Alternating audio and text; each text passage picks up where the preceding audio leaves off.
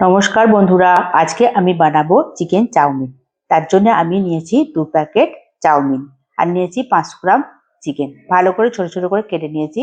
তাতে দিয়েছি লেবুর রস, আদা বাটা, রসুন বাটা, লবণ আর 1 চামচ গোলমরিচের গুঁড়ো দিয়ে মাখিয়ে আমি 20 মিনিট রেখে দেবো।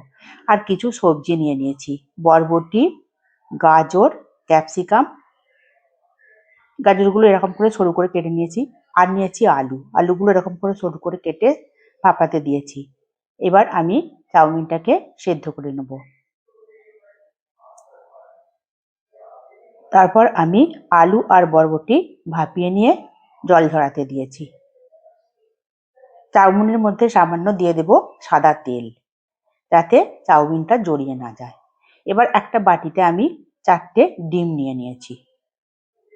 ডিমটা ভালো করে ফেটিয়ে ঝুড়ো করে ভেজে রেখে দিয়েছি। কড়াইয়ে তেল দিয়ে আমি ম্যারিনেট করা চিকেনটা ভালো করে ভেজে নিয়েছি। সামান্য লবণ দিয়ে দেব। এবার চাউমিনটাকে জল ঝরাতে দিয়েছি। আমার চিকেন আর ডিম ভালো করে ভেজে রেখে দিয়েছি। এবার কড়াইয়ে তেল দিয়ে দেব কাঁচা লঙ্কা আর পেঁয়াজ কুচি। সামান্য নেড়ে চেড়ে দিয়ে দেব গাজর আর ক্যাপসিকাম কুচি। গাজর আর ক্যাপসিকাম কুচি হালকা করে ভেজে নিয়ে দিয়ে দেবো পরিমাণ মতো লবণ।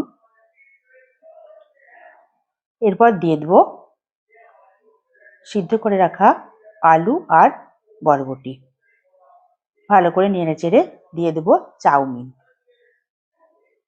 চাউমিনগুলো ভালো করে নেড়ে চেড়ে মিশিয়ে নেব।